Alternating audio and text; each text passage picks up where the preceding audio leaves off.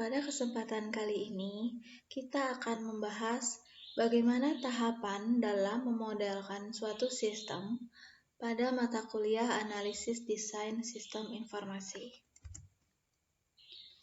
Sebelum masuk ke tahapan memodelkan suatu sistem, tentunya kita perlu memahami arti dari sistem itu sendiri. Sistem merupakan suatu kesatuan yang terdiri atas komponen atau elemen yang saling berhubungan untuk mencapai suatu tujuan tertentu. Seperti yang kita ketahui, contoh sistem ada banyak. Misalnya sistem pernapasan manusia, sistem peredaran manusia. Jadi sistem pernafasan atau peredaran darah manusia, bagian-bagian atau elemennya saling berhubungan sehingga mempunyai tujuan khusus. Sistem informasi merupakan suatu gabungan yang terorganisasi, yang terdiri dari manusia, perangkat lunak, perangkat keras, jaringan komunikasi, dan sumber data.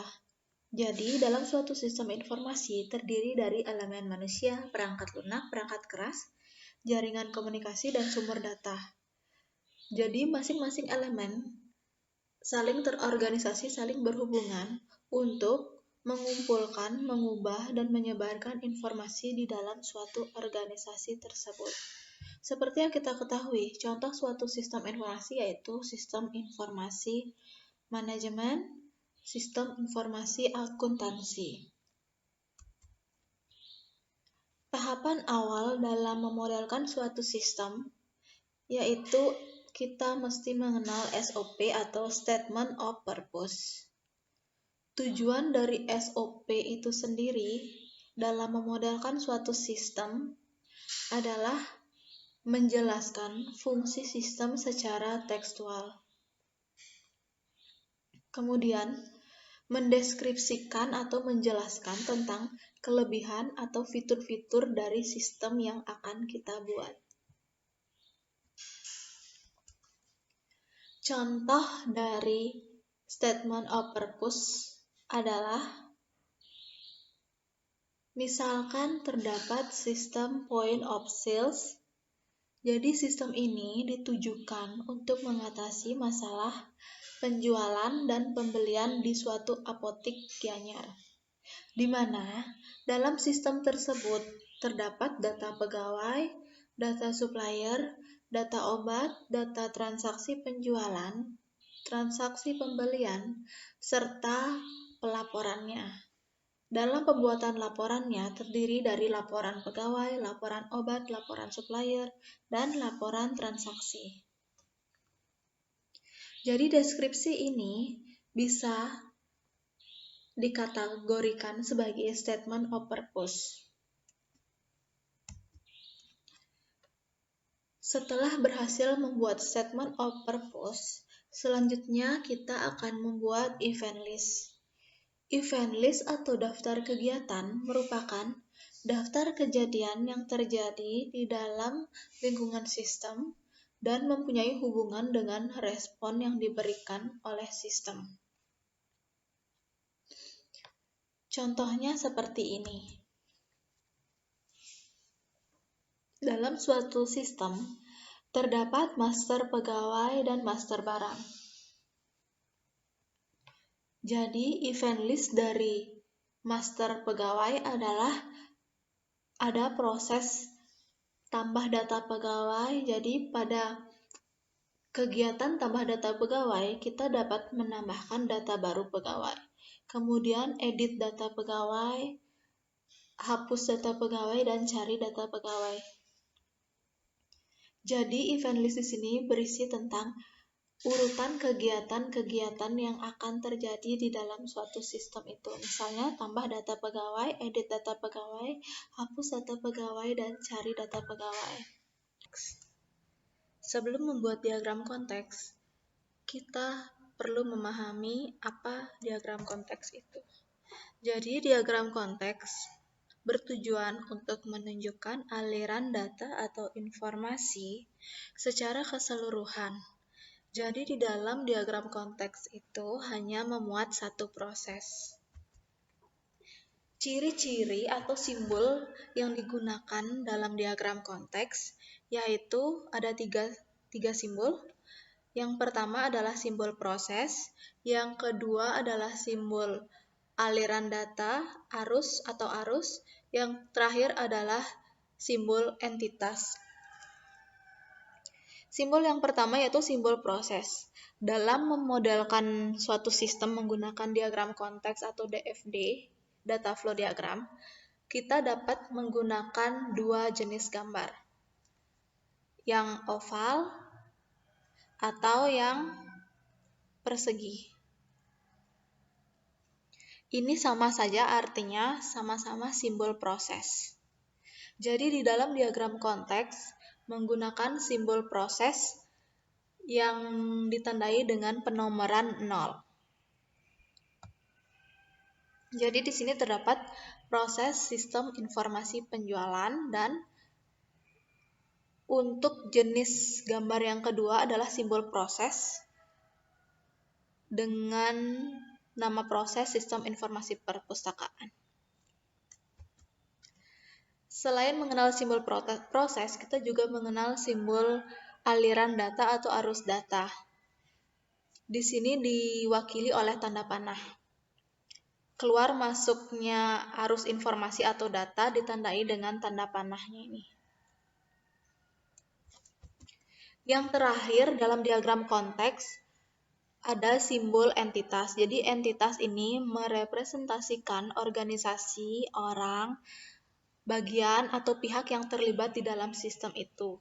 Jadi pihak-pihak atau divisi atau orang itu secara langsung maupun tidak langsung memberikan informasi atau menerima informasi atau menerima data atau mengirimkan data ke suatu sistem tersebut. Kita pilih data flow diagram.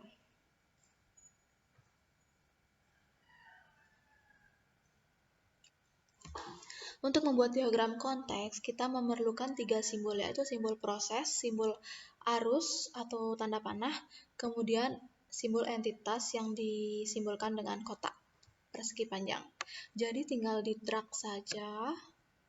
Misalnya proses sistem informasi penjualan. Kemudian ada dalam sistem informasi penjualan biasanya kita melihat ada pelanggan ya. Pelanggan.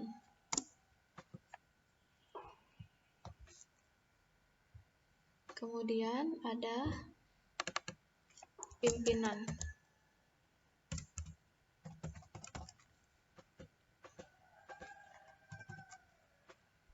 Kemudian di sini ada kasir.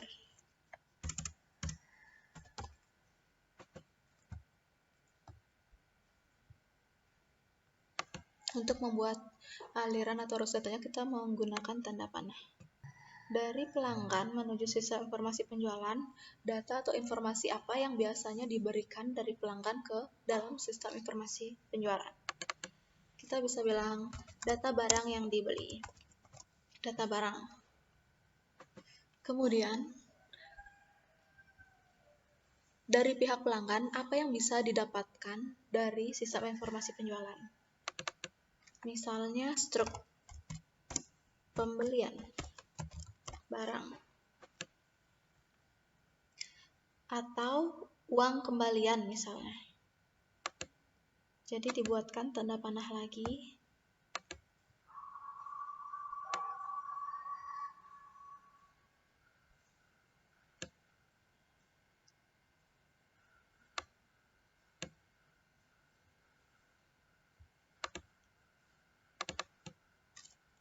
Uang kembalian.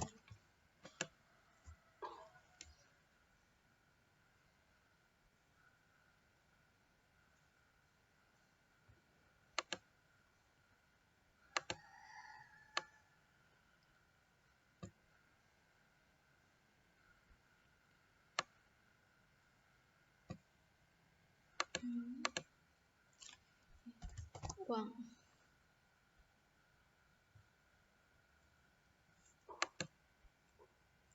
Kemudian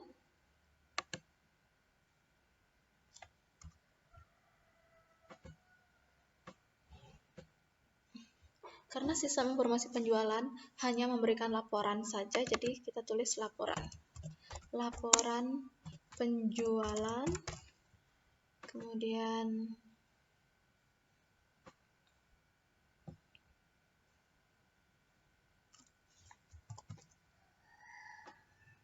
tidak menutup kemungkinan cuma laporan penjualan saja ya, tapi bisa jadi laporan transaksi atau laporan barang.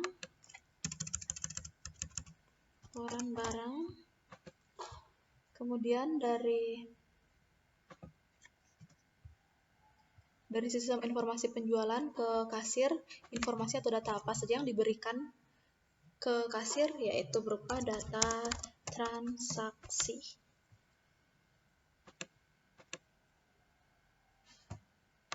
Kemudian dari kasir menuju sistem,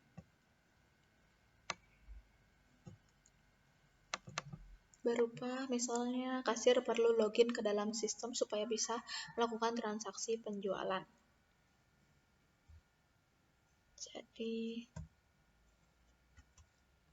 login. Nah, kurang lebih seperti itu gambaran dalam membuat diagram konteks. Untuk beberapa case, biasanya diagram konteks, dalam membuat diagram konteks itu dibuat dengan penomoran 0.